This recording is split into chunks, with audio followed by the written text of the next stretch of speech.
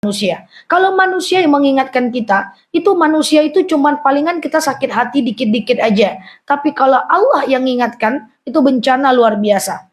Sama dengan umat Nabi Syuaib, itu umatnya udah diingatkan oleh dia berkali-kali. Tahu-tahu tidak taubat juga. Allah yang mengingatkan dengan cara mendatangkan bala dan musibah. Jadi selagi masih bisa diingatkan oleh manusia, dengarlah cakap manusia. Karena kalau cakap manusia tak kita dengarkan, maka siap-siap Allah lah yang akan mengingatkan kita. Nah, jangan sampai kalau Allah mengingatkan ngeri ya, dengan musibah, dengan bencana, dengan penyakit, na'udzubillah. Maka sayangilah orang-orang yang menasihati kita sebelum Allah mengingatkan kita. Insya Allah. Nah, itulah kemarin bulan lalu kita membahas terkait dengan ciri-ciri orang yang mendapatkan hidayah. Hari ini kita lanjut kajian tauhid kita tentang 4 tingkatan rezeki. Jadi Bu, rezeki itu bisa ditambah, tambah lagi. Rezeki itu ada 4 tingkatan. Kita akan belajar 40 menit, 50 menit ke depan terkait dengan 4 tingkatan rezeki yang kalau kita mau, kita bisa miliki keempat-empatnya. Yang paling rugi adalah orang yang cuman pilih 1 pintu rezeki aja. Tapi sebelumnya saya akan jelaskan bahwa apakah yang dinamakan dengan rezeki. Rezeki bukan hanya uang, tapi apapun yang menenangkan dan membahagiakan kita selagi tidak melanggar syariat, itu adalah rezeki. Apapun yang menenangkan dan membahagiakan kita selagi tidak melanggar syariat, itu adalah rezeki. Contoh, suami soleh, bahagia nggak? Rezeki. Anak soleh, bahagia nggak? Rezeki. Anak juara kelas, senang nggak? Rezeki. Suami sembuh dari sakit, bahagia nggak? Rezeki. Dapat teman baru, bahagia nggak? Rezeki. Saya dicuekin, nasi mencatat aja, tadi jawab saya. Oh iya. Oke, apa tadi? Rezeki adalah menunduk aja mencatat semua. Rezeki adalah apapun yang menenangkan dan membahagiakan kita. Masih aja tengok-tengok catatan kawan. Saya udah banyak contohnya jadi dah. Lupa lah nih. Cepat kali udah. Oh ya udahlah. Besok pagi kita selesai. Iya dah. Ulang lagi. Apapun yang menenangkan dan membahagiakan kita selagi tidak melanggar syariat, itu rezeki. Udah catat?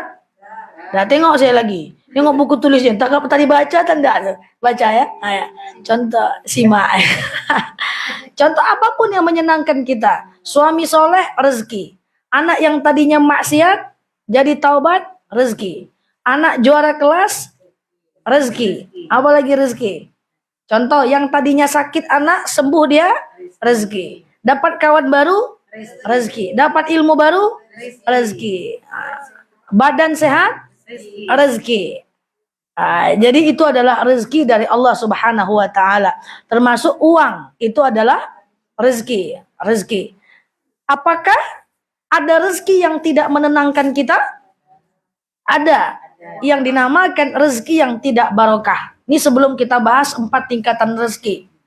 Rezeki yang tidak barokah, ada yang tidak menenangkan kita. Contoh, berapa banyak orang yang punya rezeki banyak, uang banyak, tapi hati nggak tenang.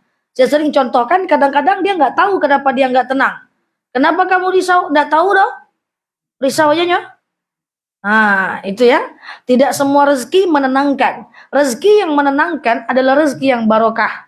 Nah, yuk pelan-pelan, boleh dicatat. Apa ciri-ciri rezeki yang berkah? Ciri-ciri rezeki yang berkah adalah kita mampu menikmatinya. Balik kepada judul tadi, bahwa rezeki adalah sesuatu yang menenangkan dan membahagiakan. Jika ada rezeki tidak menenangkan, tidak membahagiakan, berarti dia tidak barokah. Sampai sini clear? Clear? Clear ya? Contoh.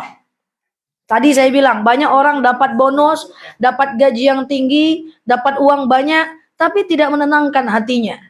Dia tidak bisa menikmati rezekinya. Tapi banyak orang yang rezekinya sederhana, hari-hari dia cuma makan makanan sederhana, tapi dia happy dengan anak-anaknya, dia happy makannya, dia merasa makanan itu nikmat. Apakah itu rezeki? Berkah. Nah, itulah keberkahan. Saya pernah jalan ceramah ke salah satu tempat di Pekanbaru ke Alamayang. Itu ada orang naik motor, di depannya ada 2 anak. Satu anak diikatnya di badannya, satu naik motor di depan. Jadi di atas motor Beat itu ada 2 anak. Istri belakang adalah anak di samping, di antara. Nah, berapa orang di atas motor itu? Berarti 5 orang. Mereka jalan-jalan ke Alamayang. Nyampe di Alamayang, mereka makan. Saya lihat dengan mata kepala saya, mereka itu cuma makan 1 bungkus berlima. Tapi anaknya happy luar biasa. Ibu 2 bungkus sendiri kan? Satu sendiri habis. Nah, iya. Oh, mereka happy, mereka makan 1 bungkus berlima, maknya nyuapkan 3 anaknya, suami istri makan, happy, mereka ketawa. Ya, itu luar biasa. Itu adalah rezeki. Tapi berapa banyak orang makan pakai mobil mewah di tempat yang mewah berantu-antu. Saya nih orangnya pengamat ya. Sering saya lihat orang makan di tempat yang mewah, ya cemberut-cemberut dia. Cemberut-cemberut. Satu main handphone, satu main handphone. Merajuk-rajuk pula tuh, tarik-tarik. Janganlah bang, udahlah bang.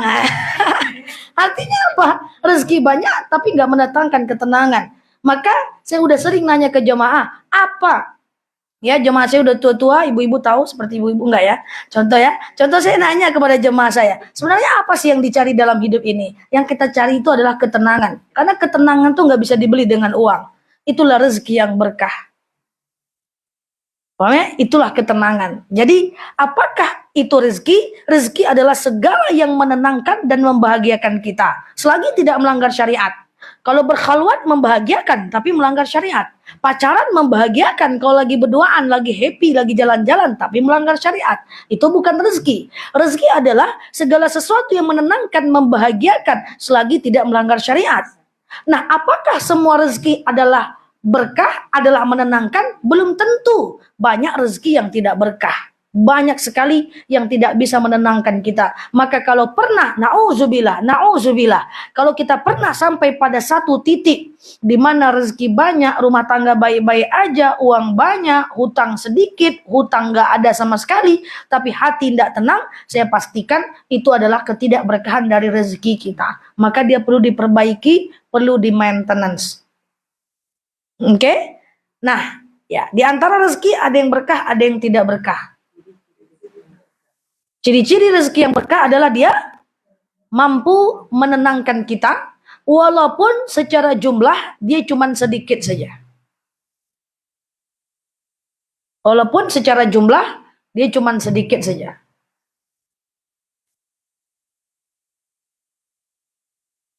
Punya anak banyak 6 orang,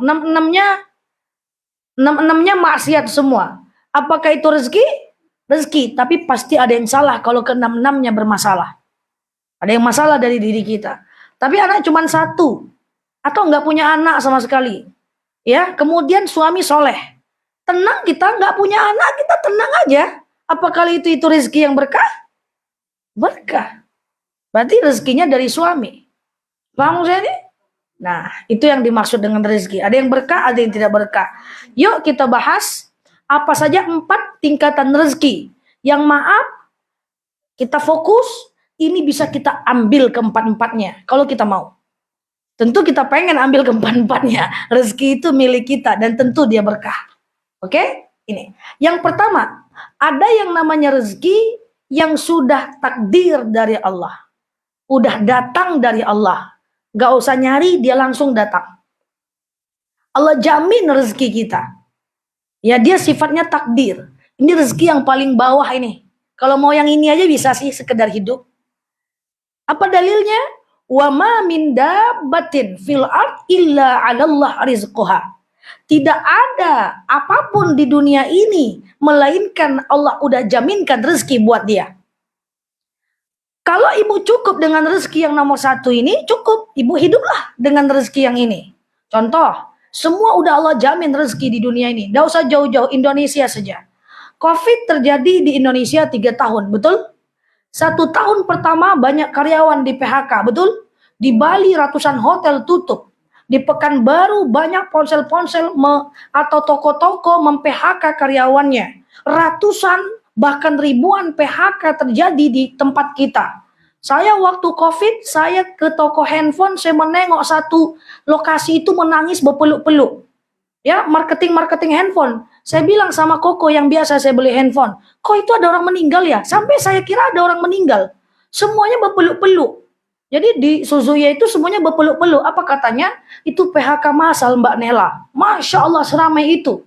Tapi saya bilang dalam hati saya cuma yakin saja bahwa wa ma min dabbatin fil ardi illa 'alallahi rizquha. Bahwa Allah akan jaminkan rezeki mereka, PHK mereka di sini akan ada rezeki di tempat lain. Saya yakin, kata saya, 2 tahun lagi saya tidak akan pernah dengar berita di Indonesia orang PHK mati kelaparan. Faktanya dengar nggak? Nggak ada orang PHK mati kelaparan. Hidup juga nya. Wa ma min dabbatin fil ardi illa 'alallahi rizquha. Hidup aja, karena udah Allah jamin. Nah, itu yang paling penting. Tapi yang Allah jamin, rezeki yang Allah jamin, kalau mau gitu-gitu aja gitulah. Misalnya Kak Leni, kemana Kak Leni? Di rumah aja saja. Nggak cari rezeki, ada yang Allah udah jamin. Apakah salah? Tidak salah, karena memang ada rezeki tingkatan pertama, yaitu hanya menikmati rezeki yang Allah jaminkan kepadanya. Bentuk Allah menjamin rezeki itu macam-macam. Pertama, bisa jadi Allah berikan dia secara nominal uang yang sedikit, tapi Allah cukupkan dia dalam keberkahan. Sekarang saya tanya, ada nggak orang yang penghasilan 30 juta tapi merasa kurang dan nggak cukup tengah bulan udah hutang lagi? Oh banyak besti. Tapi ada nggak orang yang hidup cuma 3 juta tapi bisa cukup sampai akhir? Loh, ini matika langit, nggak masuk akal. Ibu melihat orang ada gaji 30 juta, menyerengut terus. Gajiku nggak naik-naik, kebutuhan banyak, merengut terus. Tapi ada orang yang cuma duit 2.500.000, 3 juta, selalu aja dia. Sama-sama hidup, sama-sama bernapas, sama-sama bisa ketawa, sama-sama bisa happy. Wah, ini matika langit. Nggak masuk akal. Ilmu matika mana yang bisa mendudukkannya? Nggak ada. Itulah orang yang kedua, itu adalah berkah. Maaf. Kita mengejar zakat tabungan. Jadi boleh aja umat Islam menabung, betul? Yang penting keluarkan zakat, betul ya? Ada orang punya anak 2, gaji 7 juta, bisa nabung. Ada orang punya anak 2, gaji 7 juta, nggak bisa ngapa-ngapain. Ada? Masihkah nggak percaya dengan apa itu keberkahan? Maka rezeki itu bukan soal berapa banyak, tapi seberapa berkah dia. Nah, kalau ada orang bilang nggak bisa ustazah, nggak bisa masuk akal ustazah, masa gaji 3 juta bisa hidup? Bisa, karena ini matika Allah, inilah keberkahan. Cuman cara hidupnya aja yang diperbaiki. Jangan cepet-cepet naikin gaya hidup, karena turunnya pedih sekali. Cocok kali ini? Saya sering bilang, jangan cepet-cepet naikin gaya hidup. Kalau nggak sanggup turun, pedihnya luar biasa. Nah, ibu-ibu yang saya sayangi karena Allah, ini adalah rezeki yang pertama. Rezeki yang datang dari Allah. Jadi saya nggak bantah kalau ada orang bilang, nggak usah kerja ustazah. Ngapa gitu? Rezeki udah dijamin oleh Allah, oke, nggak usah kerja aja. Hidup kok, kata saya. Apakah nanti perkara orang yang ngasih Allah gerakkan hatinya? Apakah perkara nanti ibu termasuk orang miskin sehingga Allah beri zakat? Kita nggak tahu. Apakah nanti pada akhirnya digolongkan orang-orang yang nggak mampu oleh Pak RT sehingga dikasih terus makanan? Nggak usah kerja, Allah kasih. Yakin saya, nggak saya bantah, itu ada dalil. Kalau saya bantah berarti saya nggak beriman. Persoalannya mau nggak menikmati rezeki yang itu? Iya kan? Kok itu nengoknya mau protes enggak kan? Hah? Berkah, bisa berkah, bisa tidak. Kan rezeki ada yang berkah, ada yang tidak. Tetap Allah kasih. Kalau dia senang, dia tenang, berkah. Dia sholat, dia puasa, dia zakat. Oke? Mau prakteknya? Kalau enggak tinggal gampang, tinggal data, ini fakir miskin, kasih zakat dari Al-Manar. Hidup enggak? Hidup. Nah, tunggu dulu, cuman belum nomor 2 masalahnya, ada rezeki nomor 2. Maka kalau ibu mau miliki keempat-empatnya rezeki ini. Tapi saya yakin dan percaya susah sekali ya. Susah sekali kita memungkiri dalil bahwa Allah akan berikan rezeki. Wa ma min dabbatin fil ardi illa Allahi rizqa. Faktanya pengangguran hidup, orang PHK hidup. Orang gaji 2 juta bisa hidup. Orang gaji 20 juta bisa banyak kekurangan. Ibu jangan 20 juta, kalau ibu dengerin cerita rekan-rekan saya ngeri ya. Ngeri ya, biaya hidup udah terlanjur tinggi. Ya, sekali di PHK mau bunuh diri, padahal nggak usah bunuh diri, nggak usah kerja hidup juga nya. Nanti kudata sebagai orang layak menerima zakat. Ketawa dia, tapi memang itu kata Allah. Oke? Apalagi orang Islam hidupnya ada zakat. Oke? Nah, ini dalil yang pertama. Ada yang namanya rezeki yang memang dijamin oleh Allah, nggak usah khawatir, saya nggak bantah bahwa rezeki itu ada. Rezeki yang Allah siapkan untuk manusia. Semua, bukan cuma orang Islam, tapi orang Kristen, orang Yahudi, orang-orang yang murka, yang tidak taat sama Allah dikasih rezeki nggak? Kasih rezeki. Semut di dalam lubang kasih rezeki nggak? Kasih rezeki. Masalahnya apa? Apakah kita mau seperti semut dalam lubang kalau hidup hanya sekedar makan? Makanya kita harus punya keempat-empatnya, jangan satu ini aja. Ya kan? Nah, saya nanya sama teman saya udah kerja 10 tahun. Punya apa? Gini-gini aja nah, yang penting bisa makan. Ayo udah jadi semut aja, kalau makan doang mah bisa. Kita kan perlu sedekah. Kita perlu zakat. Kita boleh naikkan derajat kita di mata Allah, di mata manusia, biar izah Islam ini naik. Biar kehormatan Islam naik. Kok sekedar makan? Capung pun bisa makan. Oke? Kuda Nil tuh cuma gini aja dia. Nah, bisa masuk burung dalam mulutnya. Nah, itu janji Allah. Saya tidak bantah itu. Nah, semut bisa makan. Jadi kalau hidup nggak mau kerja, sekedar makan, jadi semut aja lah makan. Oke? Nah, kemudian yang kedua, ada rezeki yang bisa kita renggut. Nah, ini dah semangat lah Nurul Mawaddah. Jangan yang pertama aja. Yang kedua adalah rezeki yang kita usahakan semampus-mampusnya. Nah, boleh nggak dalam Islam kerja keras? Boleh. Boleh nggak workaholic? Boleh. Boleh nggak ingin jadi orang yang produktif? Nah, ada rezeki yang bisa dalam kuasa kita ini. Namanya adalah rezeki yang bisa kita usahakan. Rezeki udah datang dari Allah. Oke, saya udah punya itu. Saya setiap makhluk bernyawa, Allah berikan rezeki. Oke, saya yakin saya udah punya itu. Tapi ingat, ada hak kita yang kedua, yaitu rezeki yang kita usahakan. Itu bisa menjadi milik kita. Kalau bahasa saya, usahakan rezeki itu semampu-mampusnya. Nah, apa dalilnya? Innallaha la yughayyiru ma biqaumin hatta yughayyiru ma bi anfusihim. Allah tidak akan rubah takdir kita sampai kita merubah takdir kita sendiri. Makanya dalam agama Islam boleh namanya kerja, boleh kerja keras, boleh kerja cerdas. Kenapa? Kita pengen mengambil rezeki yang nomor 2 atas kehendak kita, usaha kita. Jadi untuk nomor 2 nggak bisa pakai dalil yang pertama, paham?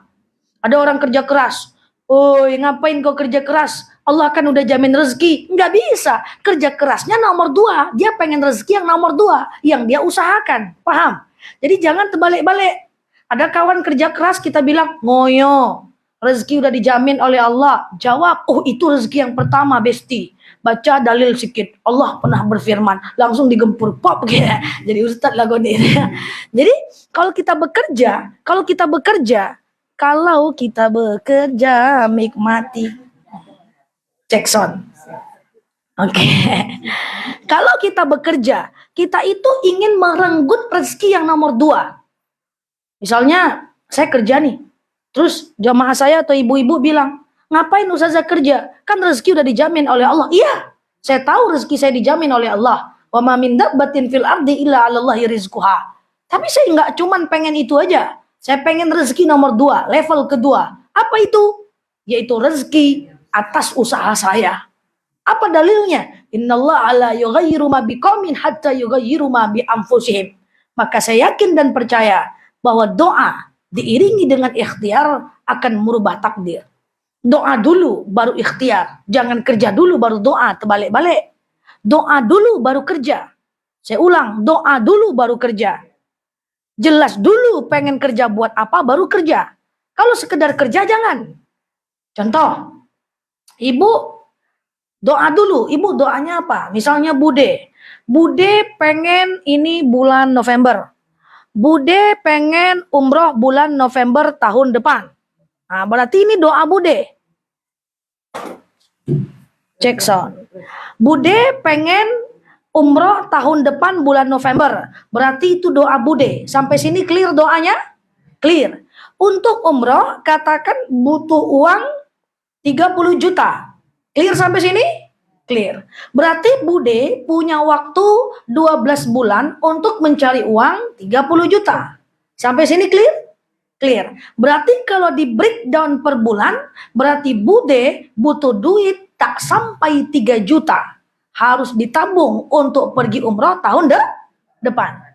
Baru usaha. Oh, cemana ya cara cari uang bisa ditabung 3 juta untuk umroh tahun depan. Gitu. Doa dulu baru usaha.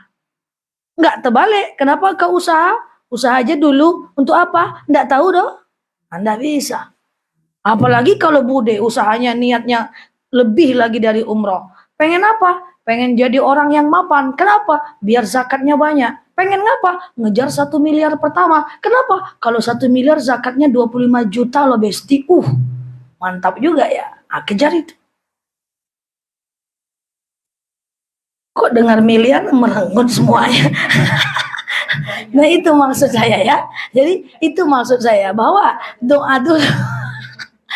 Doa dulu baru usaha. Jadi kalau ada orang bilang sama kita, kenapa sih ngoyo kerja? Kenapa ngoyo cari kerja? Kenapa ngoyo kerja keras? Ya, karena saya ingin mengambil hak saya. Allah berikan kesempatan kedua bagi saya untuk mengejar hak saya bekerja mencari rezeki. Maka saya sudah cerita kemarin kepada ibu-ibu semuanya. Rasulullah itu mengambil hak nomor 2-nya dengan cara berdagang ke negeri Syam, 4 negara.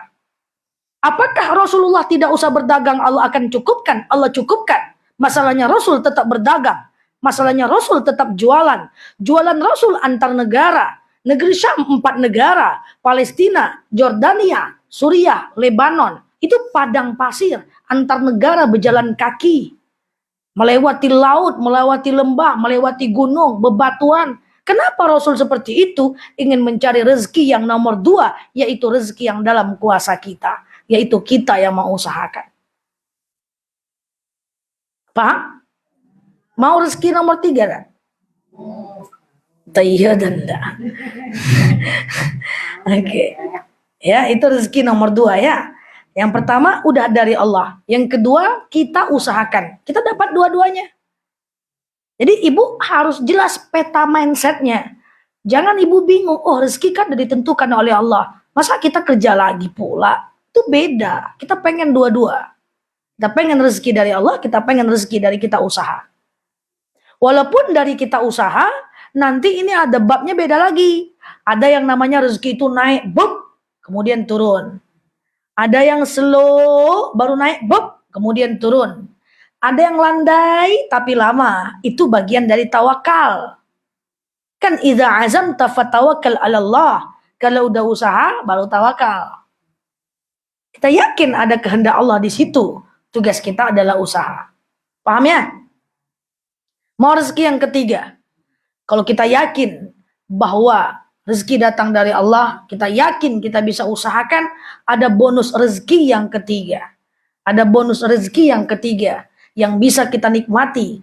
Seperti ceramah saya dari awal tadi, milikilah keempat-empatnya. Nomor 3 adalah akan ditambah, dikasih bonus, dikasih rezeki sampingan dari Allah kalau kita bersyukur atas rezeki pertama dan yang kedua. Gitu rumusnya. Oke, saya ulang ya. Ada bonus tambahan dari Allah kalau kita bersyukur atas rezeki yang pertama dan yang kedua. Ada ditambah oleh Allah. Kalau bersyukur atas rezeki pertama dan yang kedua tadi. Tadi kan ada rezeki dari Allah, clear? Kemudian ada rezeki yang kita usahakan, clear? Lalu kita dapat. Yang kita dapat itu kita bersyukur. Maka kata Allah, la in syakartum la azidannakum. Selesai. Apa susahnya repot agama Islam ini? Kalau kau bersyukur atas rezeki yang aku berikan dan atas rezeki yang engkau usahakan, la azidannakum, aku tambah lagi, dapat bonus. Guys, uang sampingan. Kalau dia dalam bentuk uang. Segampang itu konsep rezeki.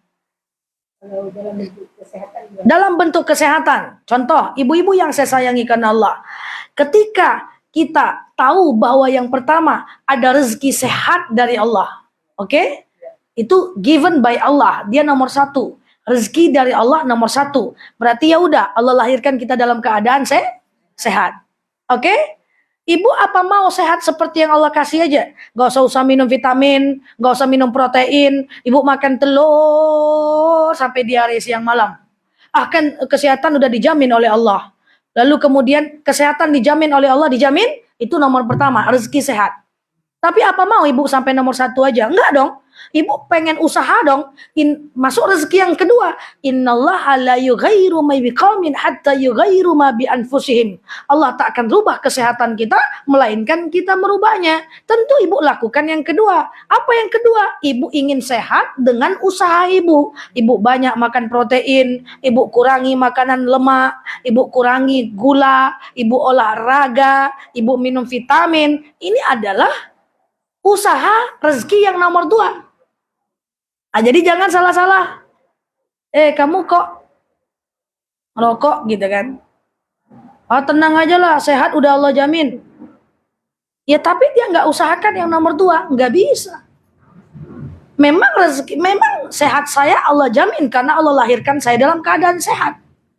Wa ma min dabbatin fil ardi illa Allahil rizquha. Ya udah, sehat. Tapi apakah cukup? Enggak. Kita harus pergi ke rezeki nomor 2, kita ubah. Minum vitamin, makanan tinggi protein, makan tepat waktu, jangan terlalu kenyang, tidur cukup, jangan begadang. Itu adalah nomor 2, Bu Yanti. Clear? Oke. Setelah nomor 2, kita mau masuk ke rezeki sehat nomor 3. Caranya gimana? Alhamdulillah saya sehat. Kurangi ngeluh. Apa yang udah Allah kasih nomor 1 dan 2 jangan ngeluh.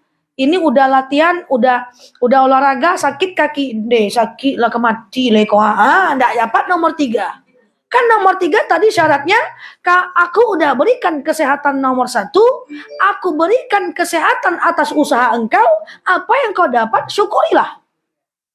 Udah olahraga siang malam, udah makan makanan besar protein, rendah lemak, rendah gula. Tapi sakit juga kaki. Dia udah olahraga sakit juga. Rasa udah meninggal nih ya. Sakit dada sedikit, nah ini mau mati nih, jantung nih. Jadi kalau nggak bersyukur, Allah nggak tambah. Mau Allah tambah sehat? Mau. Syukuri. Ya Allah, kemarin sebelum aku olahraga sakit, sekarang berkurang sakit. Ya Allah, kemarin waktu aku makan berlebihan, aku tak enak badan, tengkuk sakit. Sekarang setelah aku makan kontrol, aku sehat. Jangan yang dibahas yang belum. Aku udah diet 7 hari, enggak juga selesai. 7 hari baru. Makan banyak 14 tahun. Enggak bisa ya. Paham saya ya? Gitu caranya. Contohnya bisa dikembangkan. Yang penting itu rumusnya. Saya kan selalu memberikan rumus sama ibu-ibu. Tergantung kita mau ikut yang mana. Oke? Rezeki apa lagi? Rezeki suami misalnya. Ya udah takdir Allah itu suami. Berarti wa ma min dabbatin fil ardi illa Allahi rizquha. Itu yang takdir Allah itu rezeki. Paham sampai sini? Oh ya udahlah, mau suamiku pendiam kayak ngomong sama dinding atau kayak kaset kusut yang cerewet, aku terima aja lah. Itulah rezeki Allah. Apa gitu? Ya enggak dah. Innallaha la yughayyiru ma biqaumin hatta yughayyiru ma bi anfusihim. Ubah. Bangun komunikasi yang baik. Kasih tahu apa yang kita suka dan kita enggak suka. Kita nasihati kalau dia salah. Kita puji kalau dia baik. Ini usaha kita untuk membenarkannya yang tadi tak baik menjadi lebih baik. Ternyata tetap gitu juga.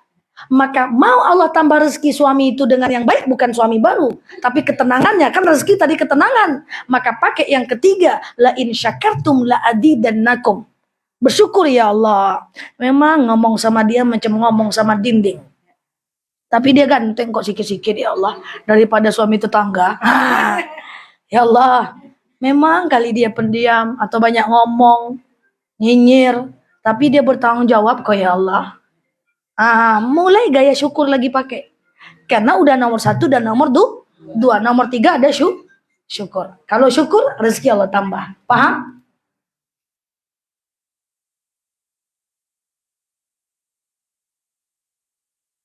Dah, nomor 4 lagi ya. Oke. Yang satu apa tadi? Dari Allah. Dari Allah. Yang kedua? Rezeki yang kita usahakan. Dua-duanya mau? Mau tambahan bonus? Caranya? Syukur. Syukur itu harus dalam kehidupan 24 jam. Makan. Ini kalau ada cabai lebih banyak mantap nih. Jangan dibahas. Nikmati walaupun gak ada cabai. Syukur. Makan soto, kalau ada kerupuk baru mantap nih. Jangan cakap, nikmati apa yang ada. Jangan ditanya apa yang gak ada, apalagi kalau arisan. Mati dah, gak apa-apa lah. Syukur, udah ada 30 menit. Hah? Bunyi ya? Kalau di tangan saya gak bunyi dia. Ya udahlah. Syukur, udah menemani 30 menit. Baik ibu-ibu yang saya sayangi karena Allah, gitu dia caranya. Syukur dalam semua kehidupan kita, kita memang mesti syukur. Aspek kullukum ra'in wa kullukum mas'ulun an ra'iyatihi. Semua gerak-gerik kita upayakan bentuknya syukur. Kita makan es krim, terjatuh jangan deh jatuh. Ingat apa yang udah masuk dan apa yang masih bersisa. Ini penting loh, nggak sepele ini penting banget. Ya ini kejadian baru-baru ini. Ya rekan saya makan es krim. Dia makan separuh jatuh. Itu yang dibahasnya terus. Jatuh es krim gua. Mau belinya lagi payah pula. Markir lagi, ini lagi. Yang kamu makan berapa? Ada separuh yang jatuh 1/4. Sisanya yang kau makan enggak? Ada. Ngapain dibahas jatuh? Nikmatilah apa yang udah masuk. Iyo juga ya. Ustazah ceramah terus malah. Memang kamu salah, makanya saya cakap salah. Paham ya?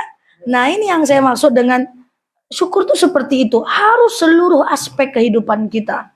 Rusak sendal kita. Sekarang, ya udah rusak. Kita udah pakai 2 tahun. Udahlah. Rusak kacamata. Pecah takdirnya. Oke, kita syukuri. Kita udah makainya 5 tahun. Udah gitu aja. Sesimpel itu. Sakit kita 2 hari. Ya udah, sehat kan 60 tahun. Sakit baru 2 hari. Syukurilah kesehatan yang kemarin ada. Gitu.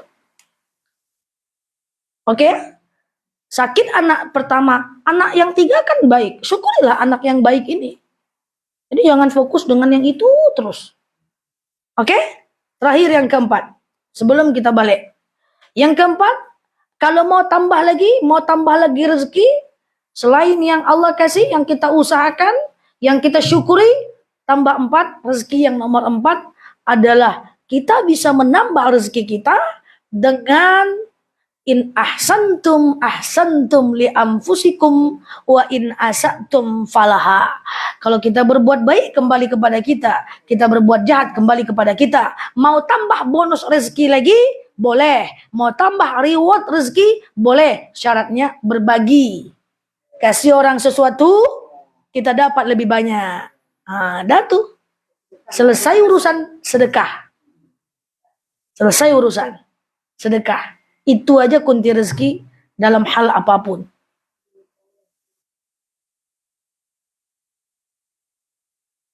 Kasih, balas lagi sama Allah. Karena pada hakikatnya ketika kita memberi untuk diri kita. Bukan untuk orang. Banyak dalilnya soal sedekah. Matalul ladina yunfiquna amwalahum fi sabilillah kamathali habbatin ambatan sab'a sanabila fi kulli sumbulatin mi'atu habbah. Sekali kita bersedekah, Allah akan balas 700 kali lipat. Ini masalahnya, inilah 4 ini. Masalahnya kadang-kadang, na'udzubillah, problemnya gini, kan kita udah tahu 4 nih. 1, rezeki yang datang dari Allah. 2, rezeki yang kita usahakan. 3, bonus rezeki dari yang kita syukuri. Yang keempat, tambahan rezeki dari kita berbagi. Kan itu kuncinya. Ah, ini rezeki mau melakukan pintu rezeki, ini ada 4 keran rezeki nih, ya.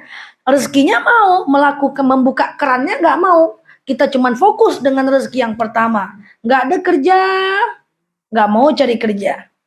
Udahlah Allah berikan sehat, nggak mau jaga kesehatan. Allah berikan suami yang setengah-setengah beriman, nggak mau memupuk keimanannya. Ya berhenti di yang pertama aja. Mana bisa tenang hati kita? Masalahnya kita harus kedua, ketiga, dan keempat. Biar rezeki itu berlimpah. Inilah makna berlimpah berkah. Harus buka pintu 4 rezeki itu. Harus sampai ujung. Ada nggak orang berhenti cuman kedua saja? Ada, dia dapat rezeki yang dia usahakan, yang dari Allah, dia dapat yang dia usahakan, tapi nggak bersyukur. Ya udah gitu-gitu aja, nggak akan tenang. Ada nggak yang sampai syukur aja? Ada. Ada rezeki dari Allah, lalu dia usahakan, ada rezeki dari Allah, lalu rezeki yang dia usahakan, lalu dia bersyukur. Selesai. Dia nggak berbagi, sehingga akhirnya tidak berlimpah. Nah, jadi 4 ini Masya Allah nih. Ini kalau selesai, diamalkan, kita jauh dari kefakiran. Kadal fakru ayyakuna kufran. Kefakiran akan membawa kepada kekafiran. Nah, buatlah sesuatu supaya keempat pintu rezeki ini ada di tangan kita. Oke? Ingat ya? Sudah ingat ya? Sebelum kita tutup, coba simpulkan. Yang pertama apa tadi? Rezeki murni dari Allah. Allah jamin? Allah jamin. Allah jamin hidup? Jamin. Ya, rezeki kesehatan. Allah jamin? Jamin. Yang kedua ada namanya rezeki yang diusahakan. Yang kita usahakan. Yang ketiga rezeki yang datang kalau kita syukuri. Yang keempat kalau kita berbagi. Buka keempat keran rezeki itu dengan luas sampai ke ujung. Maka hati tenang, kita berkah. Berapapun kondisi kesehatan kita sekarang, hati kita tetap syukuri. Alhamdulillah, aku lebih kuat dibanding temanku yang gak kuat. Alhamdulillah, suamiku walaupun gitu-gitu dia bertanggung jawab. Alhamdulillah, walaupun LDRan tapi suamiku setia. Karena kita akan lebih tenang pada akhirnya. Karena kita ngerti konsepnya. Alhamdulillah, walaupun anakku tidak juara, tapi dia bisa baca Quran dari usia dini. Alhamdulillah, anakku belum bisa baca Quran, tapi punya akhlak yang baik. Syukuri, nanti ditambah rezekinya. Seperti itu. Tapi yang tadi penting lah. Banyak ingat nikmat. Jangan banyak ingat kurang. Nikmat Allah tuh diingat-ingat. Ya, jangan baru demam 2 hari, ngeluhnya luar biasa. Padahal sehatnya 40 tahun. PHK 3 hari, ngeluhnya luar biasa. Padahal kerja udah 18 tahun. Ini maaf nih, jangan Allah lagi. Ibu aja lah Bu. Setiap pagi Bu masakin untuk suami, iya nih. Iya. Kok ragu saya? Kok ragu saya sama Nurul Mawadah ya? Setiap pagi Ibu masak untuk suami. Tiap pagi masak. Sekali Ibu nggak masak, Ibu diomolin sakit nggak? Sakit nggak? Allah gitu juga loh. Tiap saat Allah kasih kita kesehatan. Sekali sakit ngeluh kita. Allah suka nggak? Mana pula suka?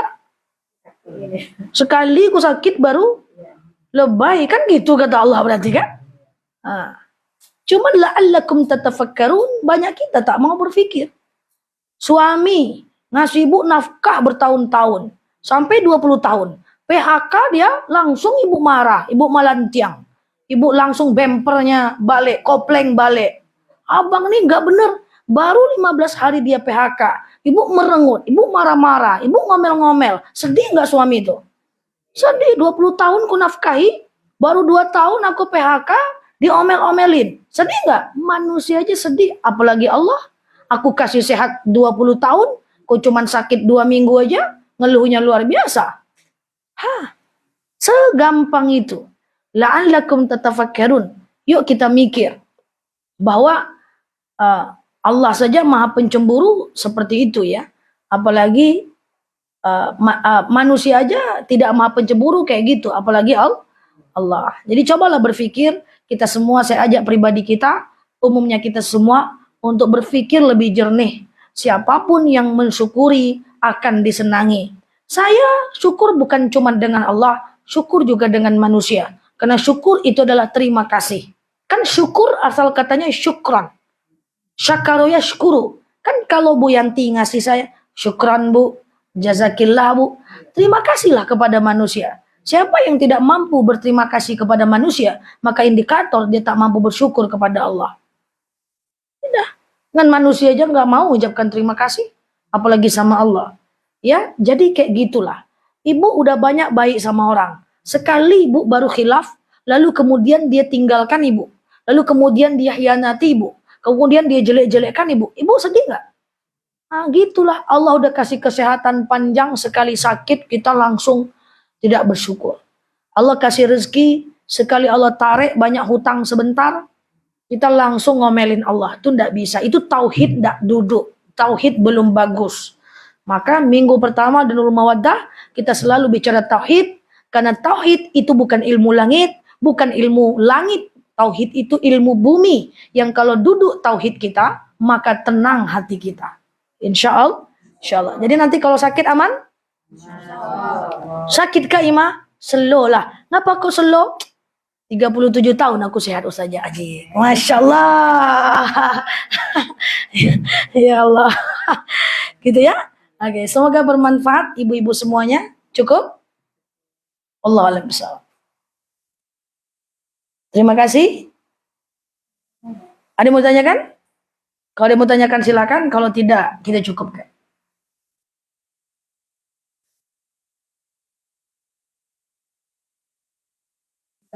Ya. Apa memang di luar tema yang kita bendera Palestina. Iya.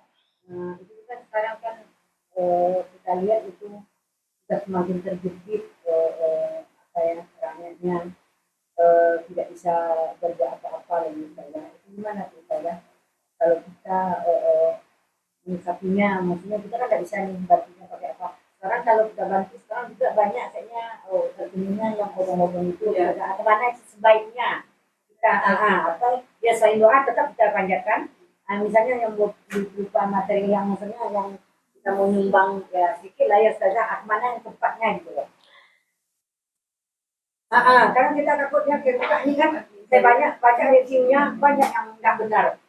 Yang bikin akun odong-odong itu. Jadi kita salah kirim. Ternyata dia mengambil keuntungan dari pasar Palestina ini banyak rupanya. Saya baca di apanya nih. Jadi tempat itu mana gitu loh. Betul-betul tempat sasaran. Iya, kadang-kadang kita ya dia namanya itu kan kalau nggak sampai kan dia nggak apa juga kesal juga kita gitu. Jadi kan gimana tuh saya? Gimana yang maksudnya yang sumber yang benarnya nyampai itu? Itu saja. Terima kasih saja. Ar-Rahman. Waktu saya pergi ke Palestina itu, baik. memang ada saja yang gen itu membuat. Ya, baik. Ustazah, apa yang bisa kita lakukan untuk masyarakat kita di Palestina? Pertama, doa pasti ya. Doa itu pasti kita doa setiap habis sholat kita dawamkan Allahumma ansur ikhwanana mujahidina fi Palestin. Ya Allah, tolong bantulah para mujahid kami di Palestina. Yang kedua, kalau ada rezeki kita bisa bantu pakai rezeki. Nah, rezeki sekarang terlalu banyak lembaga independen yang membuka donasi untuk Palestina. Kami secara pikiran was-was Ustazah, belum tentu uang itu sampai. Walaupun kalau uang itu nggak sampai, kita tetap dapat pahala yang sama. Karena dustanya dia, urusan dia dengan Allah. Yang kita tetap dapat pahala. Cuman enggak Ustazah, kami itu kan pengen puas. Biasanya berikan kepada yang ada hubungan dengan pemerintah. Seperti Badan Amil Zakat. Ya, baik di kota maupun provinsi. Basnas ada kecamatan enggak ya? Ya, kasih ke situ, itu jauh lebih valid. Kita aman. Ya, apakah semua lembaga independen yang mengeluarkan zakat, mengeluarkan sedekah untuk Palestina adalah berbohong? Tidak juga. Cuman kalau mau aman, perginya ke Basnas ya. Oke.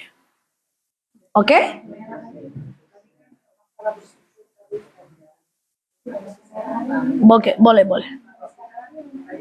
Dia feeling mahasiswa ada juga lah sebagian pencarian kita jelas mahasiswa itu ada mungkin koordinator yang ada misalnya rekening di akun misalnya Gimana? Instagram di apa baca review itu kan Nggak dengar gimana? salah. Untuk kita sendiri bagaimana cara?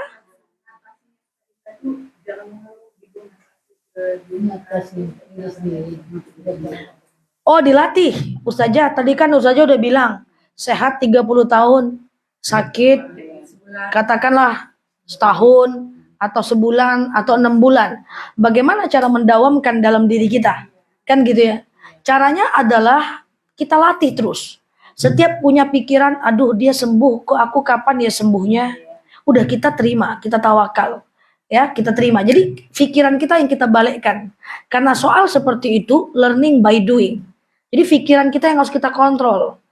Oke, misalnya gini, kita sakit apa? Misalnya kita udah 30 tahun sehat. Rupanya kita sakit, katakanlah kita sakit tipes, kayak gitu ya. Sehingga kita bed rest, kayak gitu kan. Ya Allah, aku sakit. Nah, caranya gimana? Balikkan pikiran kita. Oh iya ya Allah, aku baru sakit 1 bulan loh. Sementara kau berikan aku sehat 30 tahun lamanya. Yang kedua, tetap lakukan doa. Jangan pasrah aja. Tetap doa, tetap berharap doa. Lakukan sholat hajat, ya Allah sembuhkan aku. Atau kita sedekah, kemudian dengan sedekah kita doakan agar kita diberikan kesehatan.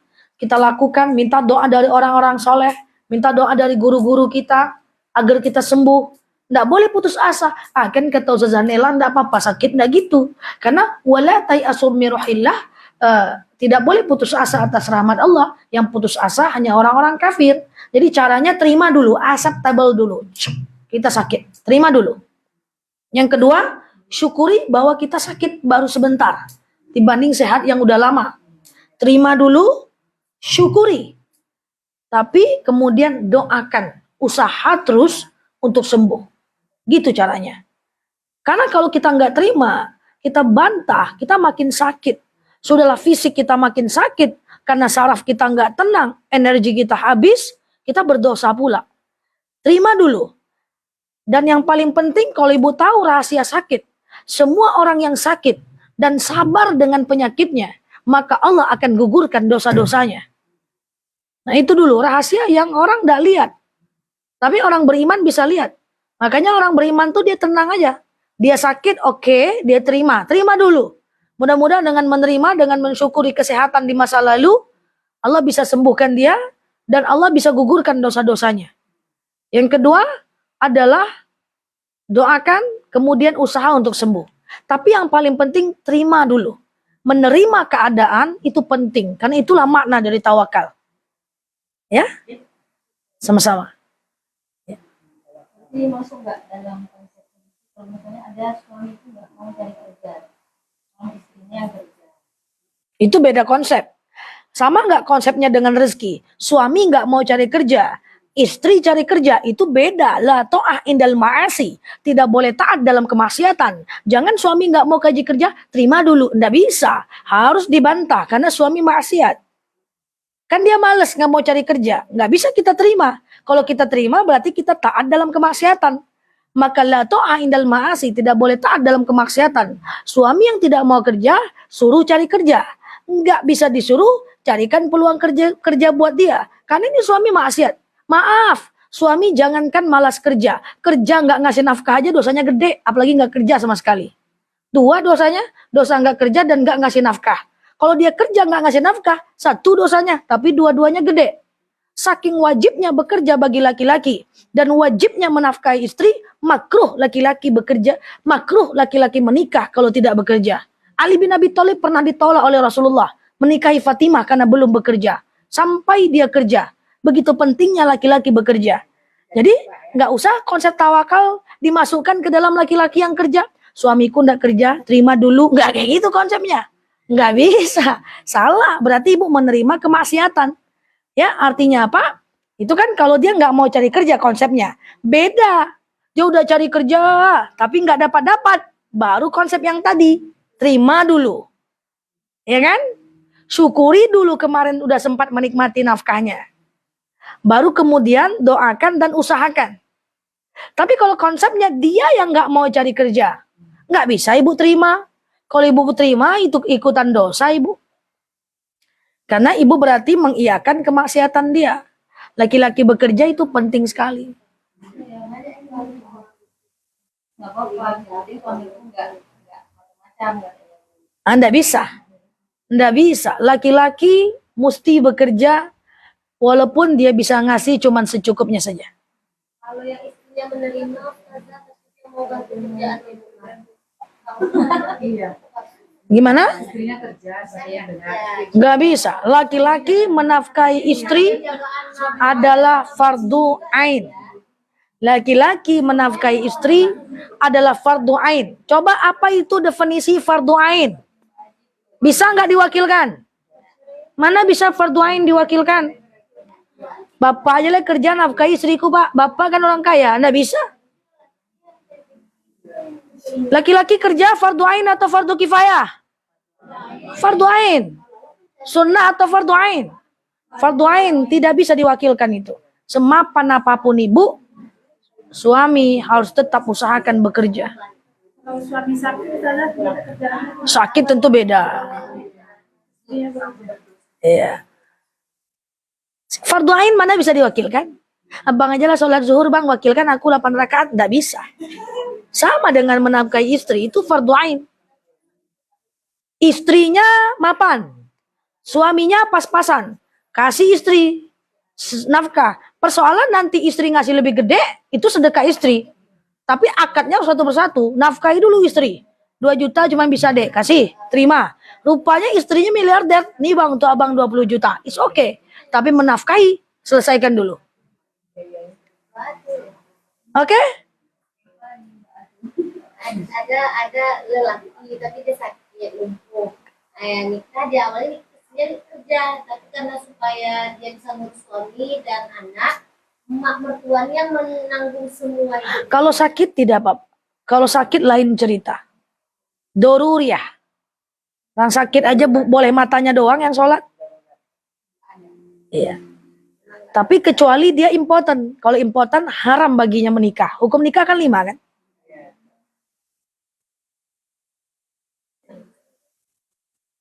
Yang nanya gaji itu termasuk rezeki nggak? Gaji termasuk rezeki enggak? Iya jelas lah Besti. Termasuk rezeki dong. Kenapa? Oh itu rezeki. Rezeki apapun yang menenangkan dan membahagiakan. Ada nggak orang dapat gaji menceringi? Semua dapat gaji happy. Rezeki dong. Kenalan dengan orang baik rezeki. Oke. Kali ini dapat gaji. Masa aku dapat gaji ya? Nggak ada. Gaji orang pasti senang. Semua yang menenangkan dan membahagiakan min rezeki. Oke?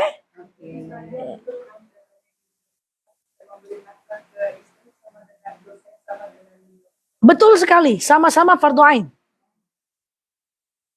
Tidak menafkahi istri itu berbahaya, sama dengan meninggalkan sholat. Haji nggak usah usahain, haji itu wajib kalau yang mampu aja. Tapi menafkahi istri mesti diwajibkan. Makanya hukum nikah itu 5. Laki-laki yang tidak mampu menafkahi istri dimakruhkan menikah. Tidak sunnah baginya, apalagi wajib. Iya. Oke? Ya. Demikian silahkan berdoa. Wallahu a'lam bishawab. Assalamualaikum warahmatullahi wabarakatuh.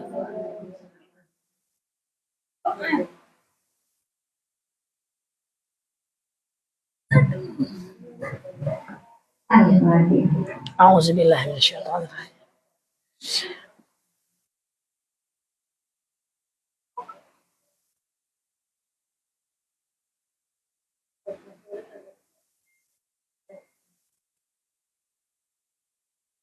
Alhamdulillahirrahmanirrahim. Wassalatu wassalamu ala asrofil anbiya'i wal mursalin wa ala alihi wa sahbihi rasulillah ajma'in. Allahumma ighfir lana dhunubana wa liwalidayna warhamna kama rabbayana shaghira. Allahumma inna na'udzubika minal hammi wal hazan wa na'udzubika minal ajzi wal kasal wa na'udzubika minal jubni wal bukhli wa na'udzubika min ghalabatit dayn wa qahril rijal. Allahumma inna nas'aluka salamatan fid din wa afiyatan fil jasadi wa ziyadatan fi ilmina wa barakatan fi rizqina wa tawbatan qabla al-maut wa rahmatan inda al-maut wa maghfiratan ba'da al-maut.